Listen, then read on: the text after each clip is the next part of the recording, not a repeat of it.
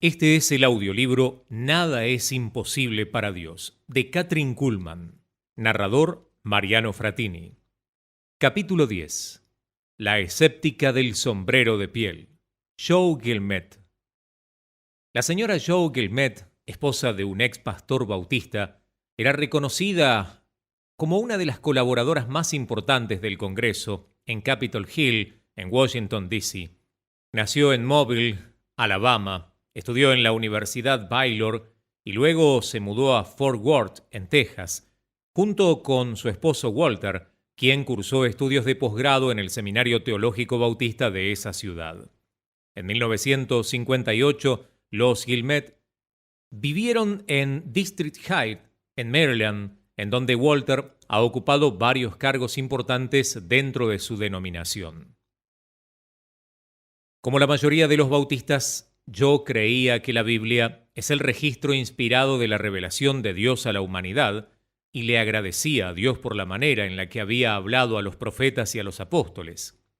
Creía que cuando Jesús tocaba a alguien, esa persona era sanada. Creía que luego de ascender al cielo, aquellos 120 creyentes que estaban en el aposento alto durante la celebración de Pentecostés y muchos otros en la iglesia primitiva recibieron el poder del Espíritu Santo. Creía que esos hombres y mujeres habían hablado en lenguas, realizado milagros y habían visto recuperarse a los enfermos luego de imponer las manos sobre ellos. Pero, por alguna razón no comprendida, no entendía cómo Dios podía derramar su Espíritu sobre mí hoy, de la misma manera que lo había hecho en tiempos de la iglesia primitiva. No es que no quisiera recibir su Espíritu, sentir su poder o manifestar los dones del Espíritu. Sí deseaba todo esto. En realidad, había estado dirigiendo un estudio bíblico para mujeres sobre el Espíritu Santo.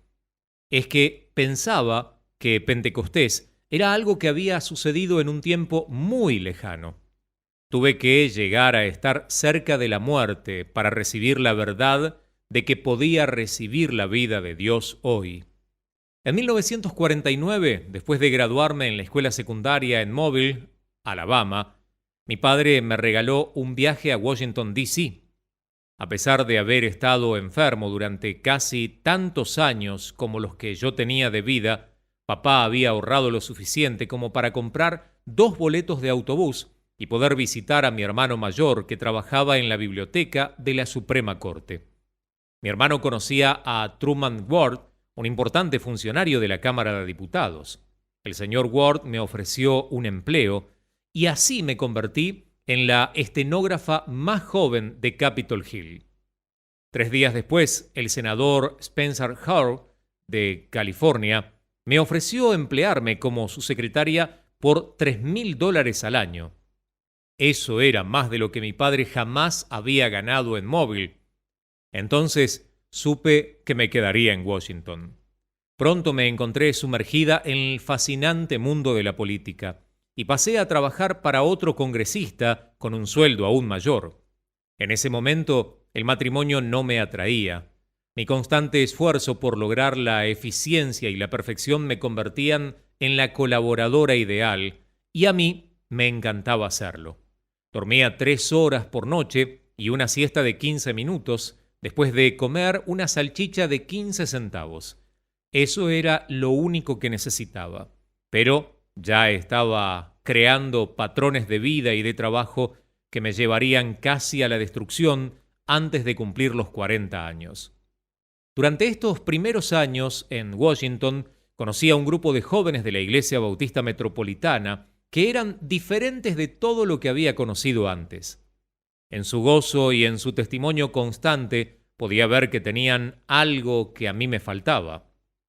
Estos jóvenes de Washington me motivaron a tener una sed nueva, la de ser como Jesús y entregarle toda mi vida a Él para servirle de tiempo completo. El empleo de tiempo más completo que yo podía concebir en ese momento era ser médica misionera. Quizá era porque papá estaba continuamente enfermo, quizá era porque había leído acerca de Jesús que ponía las manos sobre los enfermos y los sanaba. Fuera lo que fuere, Yo quería ver sana a la gente, y ser médica misionera era la única forma de lograrlo que por lo menos yo conocía. Me inscribí en la Universidad Baylor, en Waco, Texas. Mi jefe, el diputado Prince Preston, de Georgia, me ayudó económicamente y me dijo que cuando me quedara corta de dinero podía volver a Washington y que mi empleo siempre estaría esperándome. Aproveché su ofrecimiento para ir alternando entre Washington y Waco. Finalmente terminé mis estudios luego de 6 años. Mientras estaba en Baylor conocí a Walter Gelmet, un joven muy atractivo, rubio, de cabello ondulado y de físico atlético. Walter se graduó antes que yo y luego se mudó a Fort Worth, donde se inscribió en el seminario bautista. Nos casamos inmediatamente después de que yo terminara mis estudios. Mi deseo de convertirme en médica misionera había sido reemplazado por otro, el de ser esposa de un pastor. Después de que Walter se graduó en el seminario, volvimos a Washington, volví a trabajar y Walter aceptó la invitación de ser pastor de la iglesia bautista Parkway, una congregación nueva en el distrito de Maryland. Inmediatamente volví a mi antiguo estilo de vida.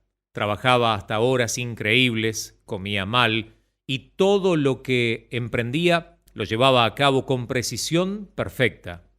Pude conservar mi buena salud durante los primeros años, pero luego, gradualmente, las presiones de ser esposa de pastor, además de increíbles presiones como las de trabajar en el Congreso, comenzaron a hacerse sentir. Y empecé a perder peso. Algunas mañanas me levantaba más exhausta que al acostarme. Perdí varios bebés y cuando finalmente logré llegar al final de un embarazo, trabajé para que naciera el pequeño Gordon. Luego de un breve receso, volví al trabajo. Me había vuelto una adicta al trabajo. Cuando mi jefe perdió la reelección, Walter sugirió que podía ser una señal de Dios para que dejara de trabajar. Pero antes de tener tiempo de considerar su consejo, me ofrecieron uno de los puestos más importantes. Un congresista de Texas me pidió que fuera su asistente administrativa, el cargo más importante dentro de la oficina de un congresista. El empleo exigía una perfeccionista y yo había ganado reputación de ser precisamente eso, motivada, eficiente, leal. Acepté el puesto y comencé un trabajo que me desgastaba sin misericordia, administrando la oficina, dirigiendo al personal, escribiendo discursos y quedándome a hacer investigaciones sobre leyes hasta mucho después del horario de cierre de la oficina. Noche tras noche me arrastraba a la cama, mucho después de haber oscurecido, y me sentaba en el banco del piano, con papeles a mi alrededor, trabajando hasta la madrugada. Seguí perdiendo peso, sufrí otros 3 abortos espontáneos, y me aparecieron 3 úlceras sangrantes, características de quienes trabajan en el Congreso, consecuencias inevitables de los conflictos internos de la oficina y del acoso de mis empleadores nuevos, varones ellos, que envidiaban mi posición. Yo trabajaba 70 horas por semana, dormía menos de 4 por noche y seguía tratando de estar presente en la iglesia junto a Walter. Después fue que comenzamos nuevamente con una nueva situación. Aparecieron otra vez los dolores de cabeza. Las migrañas empezaron como un dolor sordo en la parte de atrás y en un costado de la cabeza. A la hora de comenzar, el dolor era como un fuego que me encendía el cerebro. Era como tener el cráneo en una prensa gigante que lo apretaba tan fuerte que pensaba que la cabeza me explotaría. Junto con el dolor venían náuseas en oleadas, mientras mi cuerpo se convulsionaba en total agonía. El médico había dicho que yo sufría de una clase de migraña de personalidad y me recetó drogas. Comencé a tomar grandes dosis de Darbón compuesto. Me dijeron que no causaba adicción, pero pronto me di cuenta de que psicológicamente ya me había atrapado. A medida que las migrañas se hacían más y más intensas y más frecuentes, fui aumentando las dosis. Entonces, como si estuviera en una comedia de pesadilla, comenzó a caérseme el cabello. Le eché la culpa a los abortos espontáneos y al hecho de que estaba por comenzar a envejecer, pero la perspectiva de volverme calva no era nada divertida, así es que compré una peluca. Un día de primavera, muy ventoso, salí temprano de mi trabajo. Nuestras oficinas estaban en el edificio St. Raybon y al salir por la puerta principal, vi estacionadas en la calle circular las grandes limusinas negras de los miembros del gabinete, cada una con su chofer parado al lado de la puerta. Yo sabía que estaba llevando a cabo una audiencia especial en ese lugar y no pensé mucho más en aquel asunto hasta que salí del área protegida. Entonces, el viento me arrancó la peluca y la hizo volar hasta un espacio abierto en medio de todos esos choferes uniformados. Grité pidiendo ayuda, pero nadie se movió. Los guardias y los choferes se quedaron parados con la boca abierta, mirando cómo mi peluca daba vueltas por el pasto hasta aterrizar sobre una planta de tulipanes. Entonces prorrumpieron las carcajadas. Yo me imaginé que los congresistas corriendo a las ventanas estaban viéndome cómo mi peluca se había volado y mi cabeza casi calva estaba en exhibición. Finalmente la levanté, la calcé apresuradamente sobre mi cabeza y me dirigí al estacionamiento. Para los hombres era muy gracioso, pero yo tenía deseos de llorar. ¿Por qué tenía que usar una peluca? ¿Por qué no podía ser normal? Sentada en el auto, fue que me largué a llorar desconsoladamente. Cierta mañana, varios meses después, me levanté de la cama débil y tambaleante para prepararme el desayuno y también, por supuesto, el de Walter. Allí, inclinada sobre la cocina, comencé a llorar. Mis lágrimas caían sobre el aceite del sartén y provocaban pequeños saltos y el humo comenzaba a hacerse ver. Ya no tengo un hogar, pensé, y Walter no tiene esposa, porque yo estoy casada con mi trabajo, pero nunca él se queja. Él es como el peñón de Gibraltar, mientras que yo estoy partiéndome desde la base, él sigue firme. El solo pensamiento de enfrentar otro día en la oficina me hacía temblar. Sentí el brazo de Walter rodeándome la cintura desde atrás. Su brazo contra mi cuello y el perfume de su loción para después de afeitarse eran fáciles de percibir. ¿Cuánto hacía que no me quedaba mirándolo mientras se afeitaba? Antes, cuando luchábamos juntos, en la época en que estudiábamos en el seminario, teníamos tiempo para eso y para tantas otras cosas. Recordé esos primeros años de matrimonio, nuestro pequeño dúplex en la casa Stanley, cerca del seminario Hill, el cruce a Wichita Falls, en donde Walter predicaba los fines de semana. No teníamos dinero, pero caminábamos por las calles desiertas del centro de Fort Worth muy tarde por las noches y mirábamos las vidrieras. Algunas noches, para distraerme, iba con él a la biblioteca del seminario y lo miraba buscar y rebuscar en los libros, preparándose para un examen.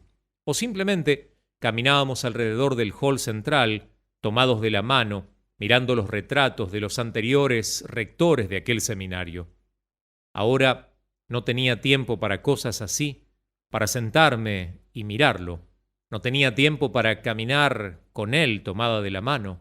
No tenía tiempo para echarle colonia después de que se afeitara y sonreír haciéndole cosquillas en la nariz. Seguí llorando. No vale la pena, Joe, me dijo Walter suavemente. Él siempre fue tan gentil, tan amable. Déjalo.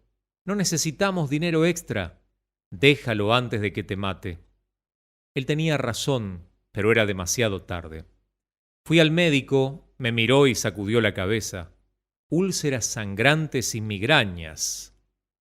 Me anotó como discapacitada total permanente.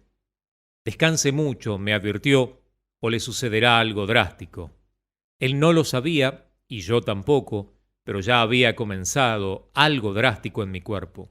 Yo había comenzado a morir. Walter pensó que sería bueno tomar el tráiler e ir una semana de vacaciones a las montañas. Ya no tenía ganas de hacer camping. Gordon tenía 6 años y muchísima energía, pero fui decidida a aprovechar lo más posible. Dejamos el tráiler en un camping en el parque estatal en el sur del estado de Nueva York y seguimos en auto hasta la frontera con Canadá para visitar las cataratas del Niágara.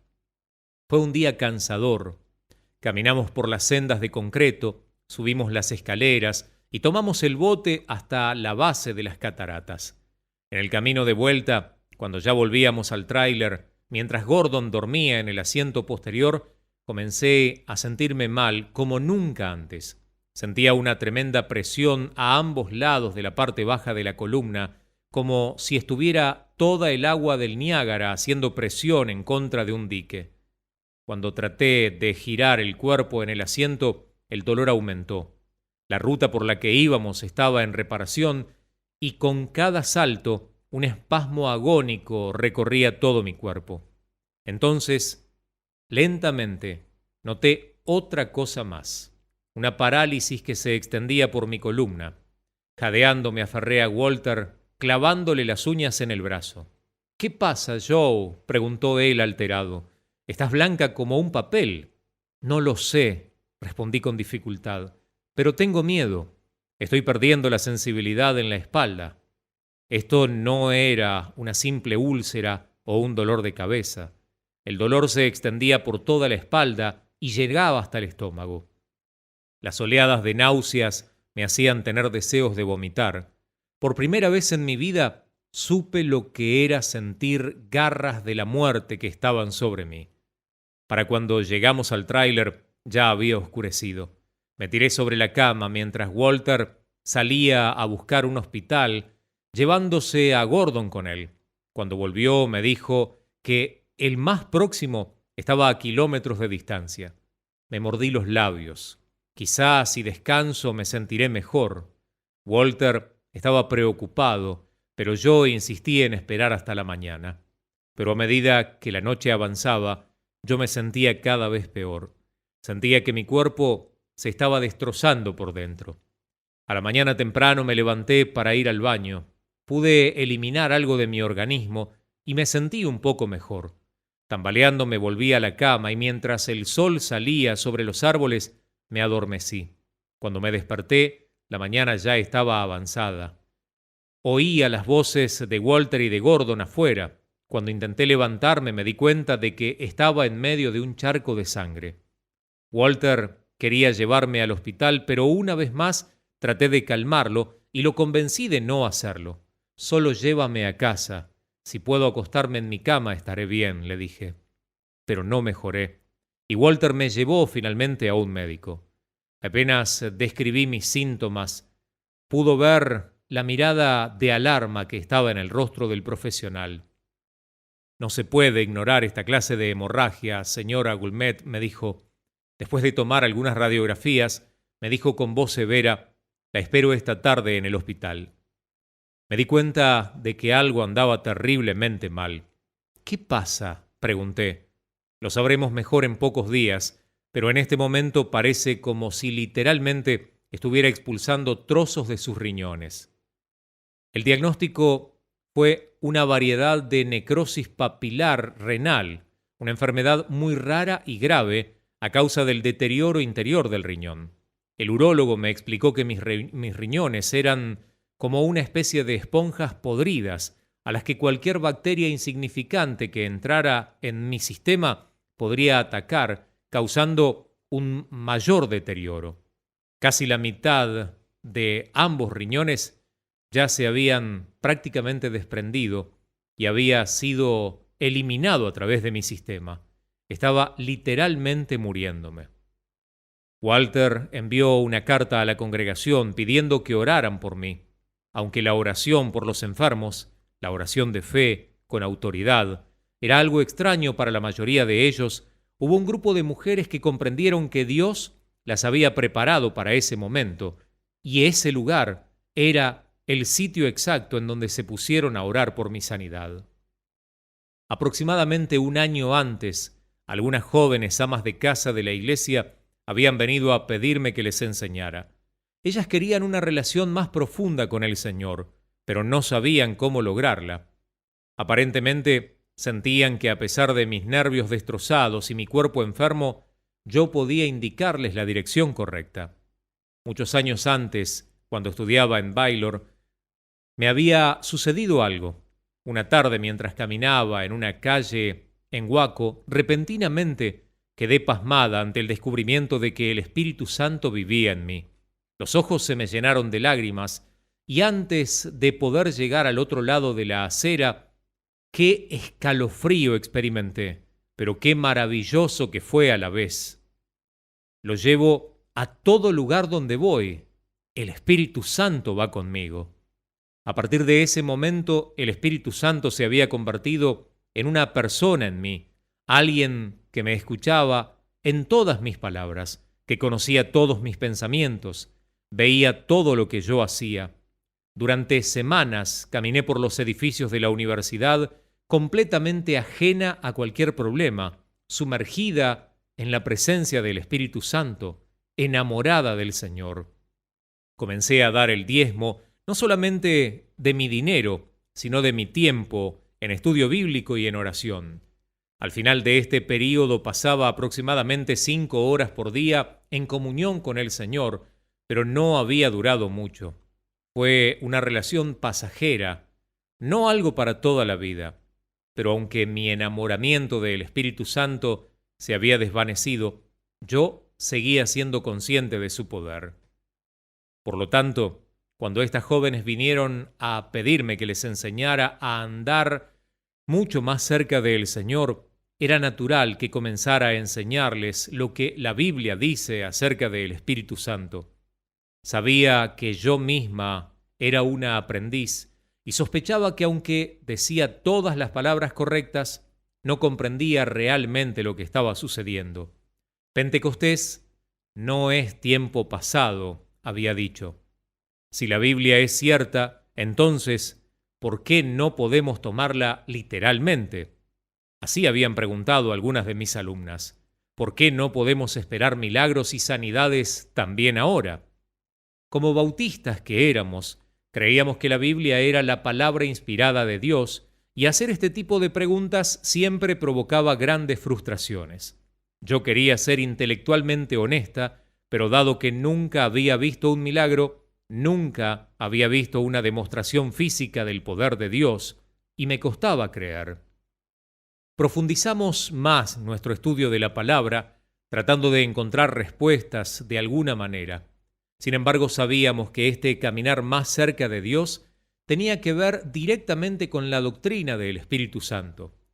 Por lo tanto, lo que esperábamos y necesitábamos desesperadamente era una demostración del poder de Dios, no solo palabras sobre él. Esa demostración se producía el sábado por la mañana, una semana después de que yo ingresaría al hospital. Ese día yo cumplía 37 años. Las mujeres del grupo del estudio bíblico habían venido al hospital a visitarme y estaban rodeando mi cama. Al mirarlas, supe que algo había cambiado. ¿Cómo te sientes?, preguntó una de ellas. El esposo de Pat, la que hizo la pregunta, era de la Marina y ellos habían comenzado a asistir a nuestra iglesia no porque fueran bautistas tradicionalistas, sino porque el Señor les había indicado que lo hicieran. Muy pocas personas se acercaban a nuestra iglesia porque el Señor se lo indicaba, pero Pat y su esposo sí lo habían hecho. Yo estaba muy débil, muy débil, y también muy sedada, pero me esforcé por contestar con una ligera sonrisa. Un poco mejor. No tengo tanta hemorragia, dije. Alabado sea el Señor, dijo suavemente Pat, y le guiñó un ojo a una de las mujeres que estaba del otro lado de la cama. Esta, a su vez, sonrió y le guiñó el ojo a otra. Enseguida todas comenzaron a asentir con la cabeza y sonriendo, como si fuera algo que yo no sabía. Y así era, solo que me enteré varias semanas después. Entonces, una tarde cuando estaba sola en el cuarto del hospital, Pat vino a visitarme y me contó lo que había sucedido ese sábado por la mañana. Cuando recibimos la carta del pastor, me dijo: todas las del grupo de oración supimos que estabas muriendo.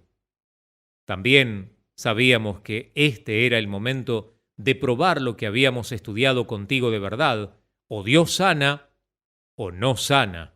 Así de simple. Parece como que van a poner a prueba a Dios, le dije. No, no es eso, dijo Pat, acercando su silla hasta mi cama. Simplemente decidimos reunirnos y confiar en Él para tu sanidad. Quizás sea que Dios está poniendo a nosotras a prueba para poder ver si creemos lo que Él dice en su palabra. Las 8 integrantes del grupo nos reunimos este sábado para tener una especie de reunión de oración al amanecer en un rincón del parque municipal. Esperé en silencio mientras Pat hacía una pausa. Sus ojos comenzaron a humedecerse. Fue un momento muy precioso y sagrado para cada una de nosotras. Mientras esperábamos en Dios, cada una en forma personal recibió una demostración del poder del Señor. Todas supimos que serías sanada milagrosamente. No puedo, la interrumpí. Sé que estoy mejor, pero eso es porque estoy en el hospital y me están llenando de medicamentos. Pero el doctor dice que mis riñones desaparecieron.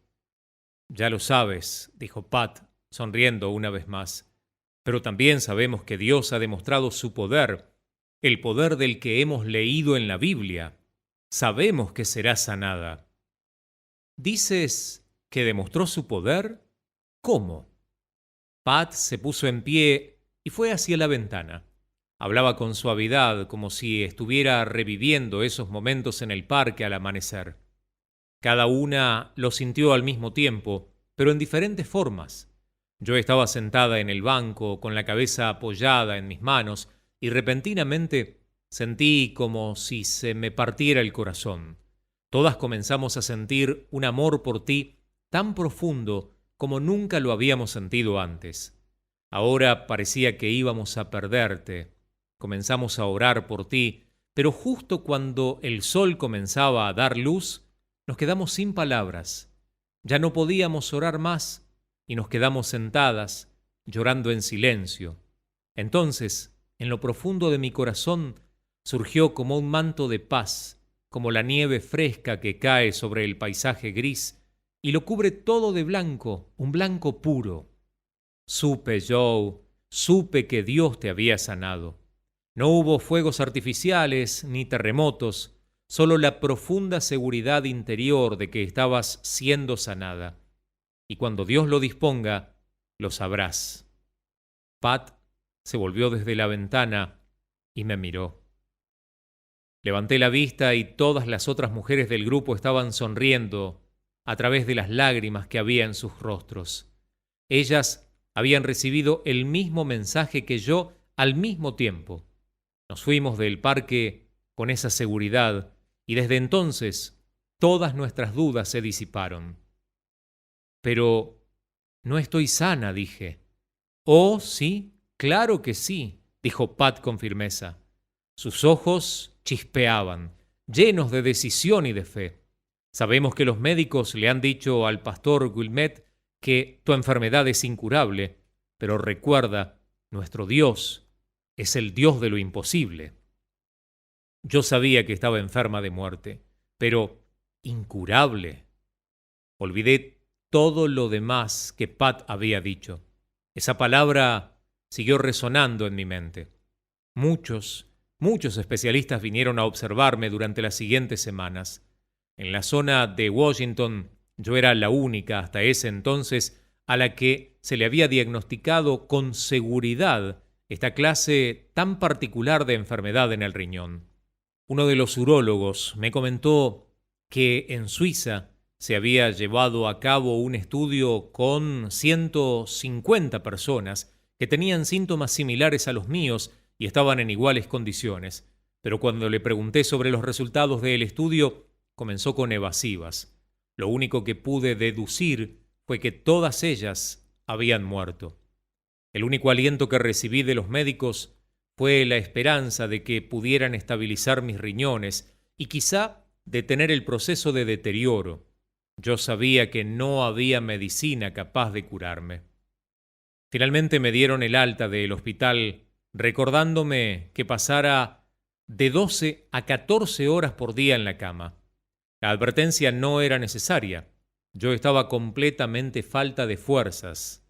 Antes siempre había podido escarbar en algún lugarcito dentro de mí y extraer un poco más de energía o de fuerza para completar una tarea. Pero esta vez, cuando busqué en mi interior, solo encontré vacío. La segunda mañana que me quedé en casa, esperé hasta que Walter se fuera a trabajar. Entonces me levanté para abrir la ventana del dormitorio. La simple tarea de caminar hasta el otro extremo del cuarto y tirar para abrir de la ventana consumió toda mi energía, como si hubiera corrido más de 3 kilómetros en la ciudad. Me desplomé nuevamente sobre la cama, jadeando de cansancio, sin haber podido abrir la ventana siquiera. Podía sentir mis riñones hinchados, aplastándose en contra de mi espalda. Mis energías de reserva, ese pequeño extra que evita que una persona muera cuando llega el fin de sus fuerzas, se habían agotado. El médico había dicho, una pequeña bacteria que pueda tomar, por ejemplo, de agua no limpia, la pondrá en peligro inminente de muerte. Había otras presiones acumulándose al mismo tiempo.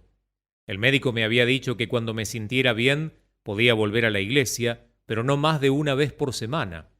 Antes de entrar al hospital, yo pesaba aproximadamente 50 kilos, pero ahora me dieron de alta y mi cuerpo comenzó a retener líquidos, así es que quedé muy hinchada. No quería que me vieran así. Pasé el siguiente año entrando y saliendo del hospital. Constantemente debía ir al médico para que me hicieran análisis, exámenes y cultivos. A medida que mi cuerpo se autoinmunizaba contra una droga, el médico me daba otra, y con el cambio venía toda una serie de exámenes para probar si esta droga me mataría en vez de hacerme bien. Parecía que estaba todo el tiempo en el consultorio del médico, haciéndome radiografía tras radiografía. Para combatir las infecciones internas que siempre surgían, constantemente debía tomar distintos antibióticos. Los gastos en medicina subían sin parar. Prepararse para la muerte es una experiencia psicológica verdaderamente aterradora. Todo mi estilo de vida comenzó a cambiar. Yo sabía que moriría y era realmente difícil adaptarse a ese hecho mientras aún estaba viva. El médico de la familia me sugirió consultar a un psiquiatra. Quizá él pueda ayudarla un poco con esas migrañas, dijo. Eso era lo que esperaba. Mi oración era que pudiera yacer en paz y acabar con ese proceso de morir. Ya no podía funcionar como esposa o como madre, no podía hacer ninguna tarea hogareña. Estaba escuchando a Gordon volver de la escuela y pasar en puntas de pie por el pasillo sin entrar en mi habitación para no molestarme. Me hacía recordar cuando yo era niña y mi papá siempre estaba enfermo. Los niños debíamos caminar siempre en puntas de pie para, sencillamente, no molestar en casa. Ahora todo eso volvía a suceder. Me sentía terriblemente culpable. Eso es lo único que mi hijo recordará de su madre, pensaba. Enferma en la cama, detrás de una puerta cerrada. ¿Es que este horror va a continuar de generación en generación?, pensé. Entonces comenzaron a suceder cosas. Todo empezó con una carta de mi hermana menor, que supo acerca de mi enfermedad, que era terminal, y me sugirió que leyera el libro de Kathryn Kuhlman, Creo en Milagros. 2 días después, yo estaba en cama, escuchando un programa en una radio local, y escuché el anuncio de una convención de la Fraternidad Internacional de Hombres de Negocios del Evangelio Completo, que llevaría a cabo su actividad en el Hotel Hilton en Washington. El anuncio no tuvo gran importancia para mí hasta que escuché el nombre de Kathryn Kuhlman. Ella hablaría en una reunión vespertina de la convención. Era extraño que escuchara ese nombre 2 veces seguidas en una semana. Dios aún no había terminado. A la mañana siguiente, Pat vino a verme. Joe, vamos a la convención de hombres de negocios del Evangelio completo. Kathryn Kuhlman va a hablar allí el jueves por la tarde. 3 veces seguidas en una semana no podían ser coincidencia. Sin embargo, me resistí. Lo siento, Pat, pero no me convencí del tema de que una mujer, le respondí. Pensé que eras más abierta, sonrió Pat con los ojos brillantes. No eres abierta, eres bautista. Ella me había golpeado en mi punto débil. Y supe que tenía razón. Yo estaba juzgando a esa mujer basándome en que no había visto su nombre impreso en ninguna publicación de nuestra Convención Bautista del Sur. Yo las leía todas y ni siquiera una vez había visto su nombre. Hasta dudaba si sería del Señor, ya que los bautistas del sur no parecían conocerla. Miré a Pat. Está bien, tienes razón. Mi corazón tiene tanto hambre de lo profundo del espíritu como el tuyo. Y si podemos aprender algo acerca de Dios, de alguien que no era bautista del sur, estoy lista. Pat fue a buscarme el miércoles por la noche y cruzamos la ciudad hasta llegar al Hilton en la noche de apertura de la convención. Yo había estado en muchas reuniones bautistas, desde reuniones de asociaciones hasta las inmensas convenciones anuales, pero esto era como ninguna otra reunión a la que hubiera asistido. La nota clave era el gozo y la libertad. Más de 3.000 personas estaban allí sentadas, en aquel lujoso salón. Todas parecían estar llenas de gozo.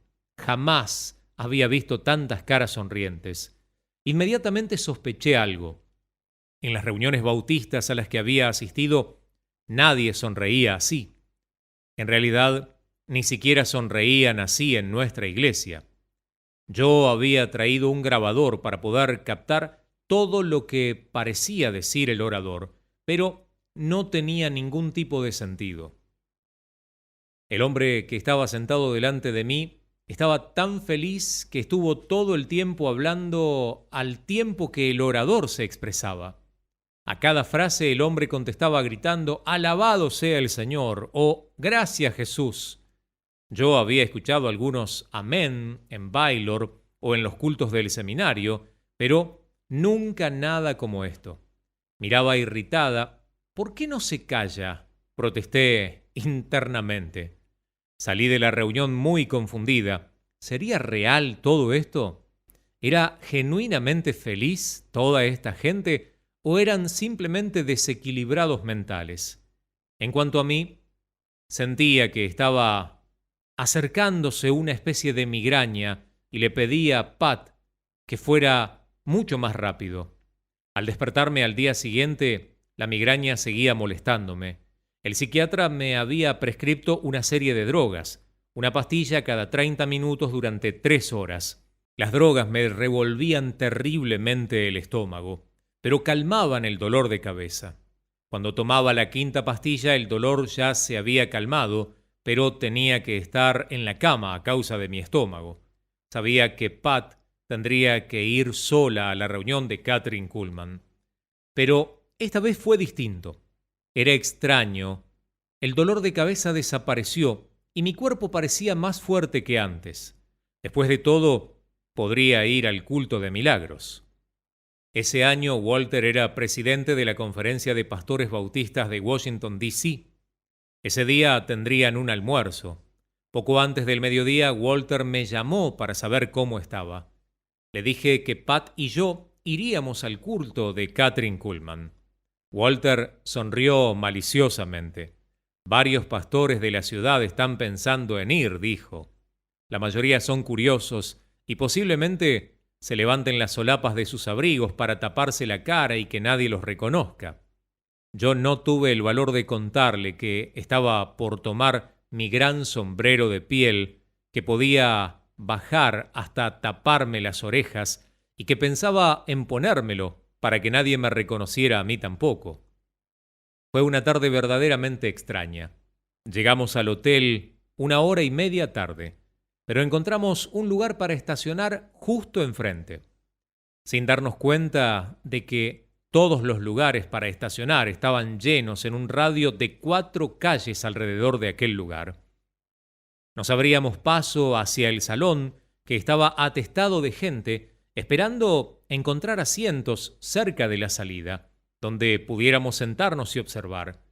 Cuando ya pensábamos que tendríamos que quedarnos de pie junto a la puerta, 2 señoras que estaban en primera fila se levantaron y nos dejaron sus asientos vacíos. Pat y yo nos sentamos casi inmediatamente. Mi sombrero estaba puesto lo más bajo posible. Apenas podía espiar algo debajo del ala de aquel sombrero. Kathryn Kuhlman estaba hablando. Había una quietud tan dinámica en la sala que yo casi podía escuchar los latidos de mi corazón. Su voz era suave, tan suave que algunas veces no podía distinguir lo que decía. Tenía que esforzarme para escuchar cada palabra. No estaba diciendo nada nuevo ni diferente. Todo lo que ella decía, yo ya se lo había escuchado decir a Walter 100 veces desde el púlpito de nuestra iglesia. Pero había un espíritu diferente en ella y en ese lugar. La gente había venido esperando algo y ella hablaba con autoridad. Aunque esto conmovió profundamente mi vida, yo seguía siendo escéptica. Había una niñita ciega sentada detrás de mí y comencé a orar por ella. Señor, toca a esta niñita. Sentí que mis ojos cerrados se llenaban de lágrimas. Repentinamente, todos nos pusimos de pie y Kathryn Kuhlman comenzó a cantar. Señor, yo recibo. Señor, yo recibo. Todas las cosas son posibles. Señor, yo recibo. Levanté los brazos, porque ella lo pidió. Levante sus brazos, dijo Kathryn. Levante sus brazos y reciba al Espíritu Santo. ¿Levantar los brazos? Repentinamente volví a ser una esposa de pastor bautista del sur muy decorosa. ¿Qué pasaría si alguien me veía? ¿Y si me veía algún pastor bautista amigo de Walter? ¿Algún miembro de nuestra iglesia? Pero no pude evitarlo. Mis manos ya estaban levantadas y era como si estuvieran atadas con un hilo hacia arriba. ¡Arriba! ¡Arriba! Yo no podía controlarlas. Sentí como si me estuvieran estirando el cuerpo hasta que tuviera que ponerme de puntas de pie. Nunca me había estirado tanto ni había llegado tan alto. Cuando mis manos ya estaban completamente levantadas, sentí que las palmas se daban vuelta hacia arriba y al mismo tiempo mi cabeza caía. Nunca había sentido tal humanidad en toda mi vida. Me olvidé por completo de mí misma, de quién era, de dónde estaba, y solo supe que Dios estaba tocándome literalmente, físicamente. Sentí como si me estuvieran vertiendo algún agua tibia desde la cabeza hasta los pies. Entonces escuché una voz que venía desde el pasillo. ¡Oh, Dios! ¡Tu gloria sobre esta! Era Kathryn Kuhlman. Yo ni siquiera sabía que había bajado de la plataforma. Ella tocó mi muñeca muy suavemente. Me sentí absolutamente sin peso. Parecía como si hubiera flotado al espacio y estuviera dando vueltas alrededor del techo en brazos de Jesús. Un hombre situado detrás de mí me decía, «Déjeme ayudarla a levantarse», pero yo lo ignoré. Al tiempo de que me preguntaba qué estaba haciendo ese hombre en el techo, ahí, conmigo. Yo solamente quería quedarme en donde estaba, pero él no quería irse. Su voz resonaba en mis oídos. «Déjeme ayudarla a levantarse. Déjeme ayudarla a levantarse». Pensé, ¿qué quiere decir con levantarse? Yo no puedo estar más arriba de lo que estoy, aquí, en el techo. Finalmente abrí los ojos. Estaba tendida de espalda en el pasillo, con las manos estiradas hacia arriba. Mis labios repetían una y otra vez, «Alabado sea el Señor, alabado sea el Señor». No me importaba quién me viera o me escuchara. Camino a casa, Pat y yo revivimos cada momento de la reunión. En ningún momento se me ocurrió que pudiera haber sido sanada. De todos modos, no había ido por eso. Lo único que sabía era que Dios me había tocado y que en lo más profundo de mí yo era diferente ahora. No les contemos a nuestros esposos, dijo Pat. No creo que lo comprendan. Estuve de acuerdo, pero yo sabía que en el momento en el que Dios dispusiera, Walter estaría dispuesto a escuchar y a comprender. El momento llegó una semana después. Walter se había levantado temprano para asistir a un desayuno de pastores con un evangelista bautista, el doctor Paul Rader. También asistiría el doctor George Schuller, el autor de Overwords. Walter, como presidente de la conferencia de pastores, sería el moderador. Ese sábado dormí casi hasta el mediodía y me despertó el timbre del teléfono. Cuando Walter llegó, yo estaba sentada a un costado de la cama, hablando. Miré hacia arriba cuando él entró al cuarto. Él hizo una pausa y salió. Pero siguió entrando y saliendo hasta que finalmente me interrumpió. Cuando termines de hablar por teléfono, tengo algo que contarte, dijo. Walter nunca me interrumpía así, por lo que comprendí que necesitaría hablarme, y pronto. De modo que corté la comunicación y casi lo llevé a empujones a la cocina. Nos sentamos en la mesa del desayuno y esperé impaciente. Lo hice para que él empezara a hablar. Necesito compartir algo contigo, dijo. Esta mañana sucedió algo. Trataba de hablar, pero yo me daba cuenta de que estaba explorando por dentro. Nunca lo había visto así. Walter era sólido, estable, muy confiable. Rara vez mostraba alguna emoción, pero ahora cada vez que abría la boca para hablar, sus ojos se llenaban de lágrimas. Finalmente extendió su brazo, tomó mi mano y se quedó allí sentado, mirando a través de la ventana de la cocina, esperando que se calmaran sus emociones. Finalmente, cuando pudo hablar, comenzó a hacerlo lentamente, haciendo largas pausas entre frases, luchando por controlar su voz. El salón estaba lleno de pastores, dijo suavemente, y estaba hablando el presidente del comité de la planificación acerca de la campaña. Entonces entró este hombre alto, de cabello blanco, el doctor Schuller. Tenía el cabello como crines, muy desordenado, rodeándole la cabeza como un halo. Pero había algo más en él, como un aura, un halo. Todos los pastores dejaron de hablar cuando él entró. Se produjo un silencio absoluto. Todos y cada uno de nosotros supimos que el Espíritu Santo había entrado con ese hombre.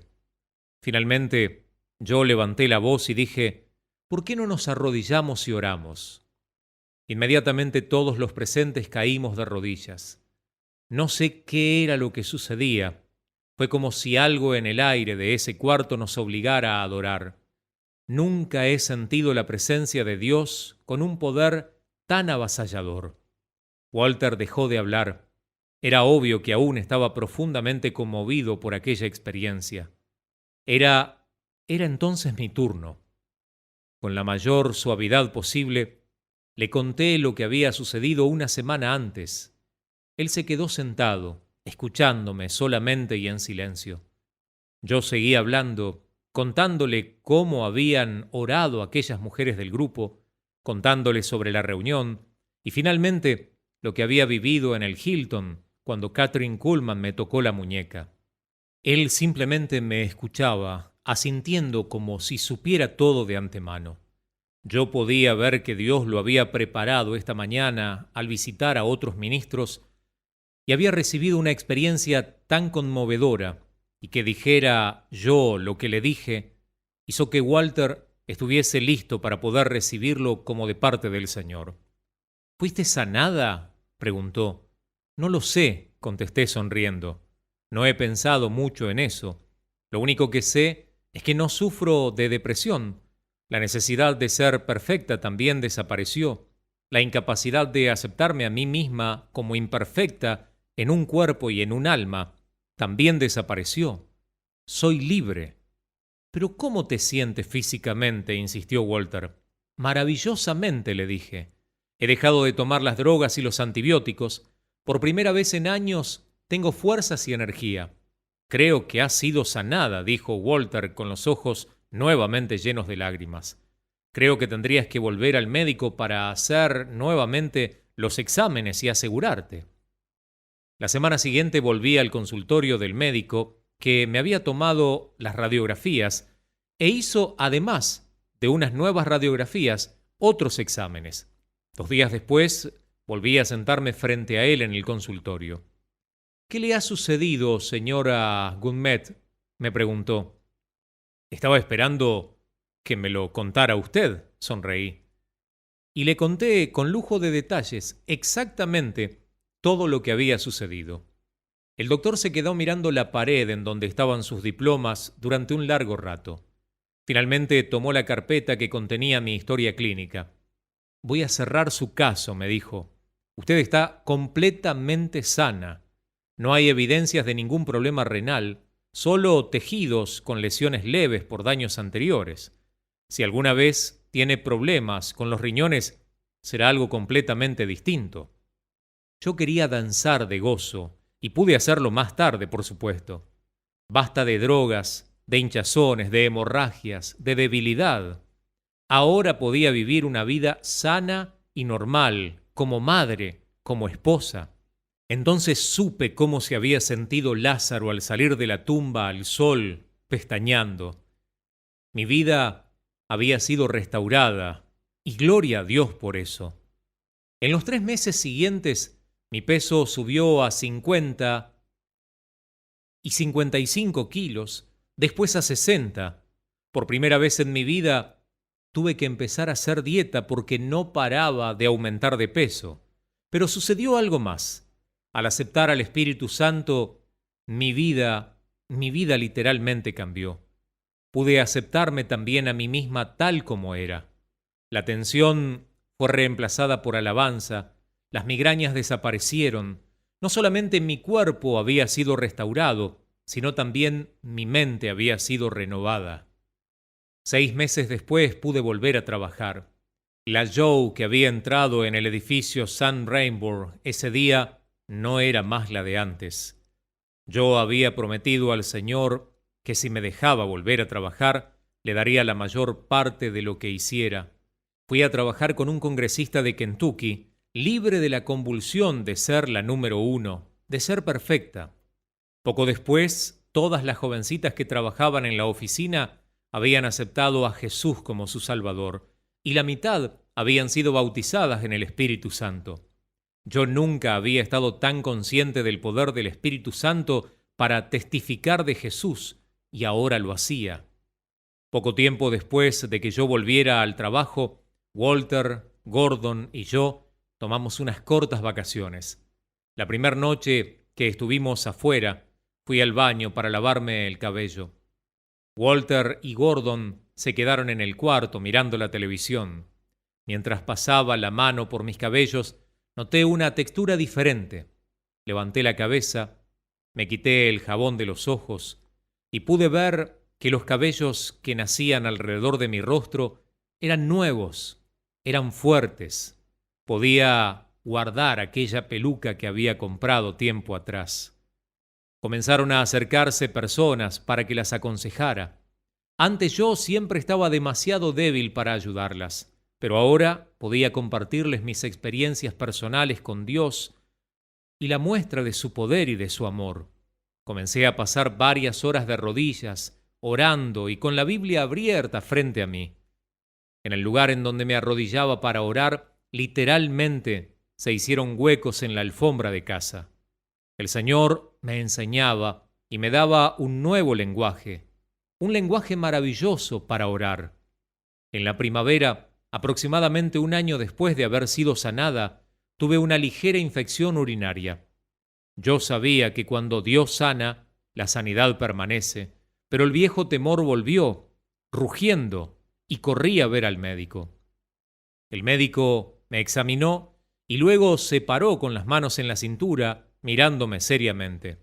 «Usted tiene una ligera infección en la vejiga», me dijo. «La última vez que estuvo aquí, le dije que si tenía algún tipo de problema renal sería algo totalmente distinto. Usted ha sido sanada. Salí del consultorio agradecida a pesar de la reprimenda. Washington nunca me pareció tan hermosa. Cerezos alrededor de la fuente que estaban en flor, el césped del parque era lujosamente verde, hasta los tulipanes habían vuelto a florecer en el edificio St. Rainbow. La cúpula blanca del Capitolio brillaba contra el cielo azul. La gente corría a sus oficinas. Sonaban bocinas. El tránsito era terrible. Era igual que siempre, pero yo era diferente. Pentecostés había llegado a mi vida.